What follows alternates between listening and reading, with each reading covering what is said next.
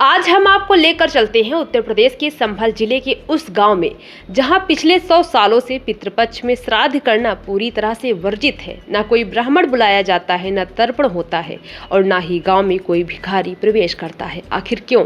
आइए जानते हैं इस अनोखी परंपरा की पूरी कहानी। नमस्कार, मैं काजल तिवारी आपके साथ। आप देख रहे हैं न्यूज मीडिया किरण। संभल जिले की गुन्नौर तहसील का भक्ता नगला गांव करीब 2500 आबादी वाला ये गांव ज्यादातर यादव समुदाय का है। यहाँ कुछ मुस्लिम और ब्राह्मण परिवार भी रहते हैं, लेकिन जब बात आती है पितृपक्ष और श्राद्ध कर्म की तो यहाँ एक सदी से चली आ रही परंपरा सबको चौंका देती है। इस गांव में श्राद्ध करना, ब्राह्मण को तर्पण के लिए बुलाना और भिक्षा देना सब कुछ सख्ती से बंद है। ग्रामीण बताते हैं कि ये परंपरा करीब 100 साल पहले शुरू हुई थी। कहा जाता है कि उस समय एक ब्राह्मण महिला किसी परिजन के कर्मकांड के लिए गाँव आई थी, लेकिन अचानक आई भीषण बारिश के कारण वे कई दिनों तक यहीं रुक गई।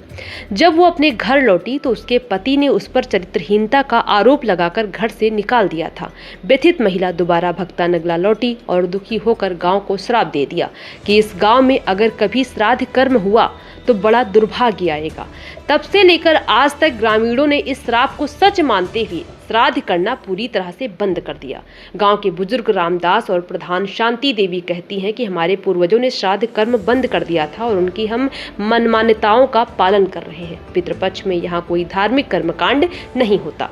वहीं ग्रामीण हेतराम सिंह बताते हैं कि अतीत में कुछ लोगों ने परंपरा तोड़ने की कोशिश की थी, लेकिन उन्हें बड़ी मुश्किलों का सामना करना पड़ा था। तभी से सब और भी दृढ़ विश्वास से इस नियम का पालन करते हैं।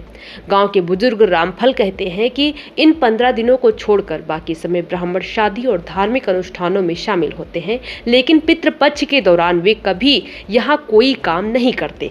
इतना ही नहीं, भिखारी तक इन गांव में प्रवेश नहीं करते। इन दिनों में खासकर प्रवेश नहीं करते, क्योंकि उन्हें मालूम है कि यहाँ भिक्षा या दान नहीं मिलेगा।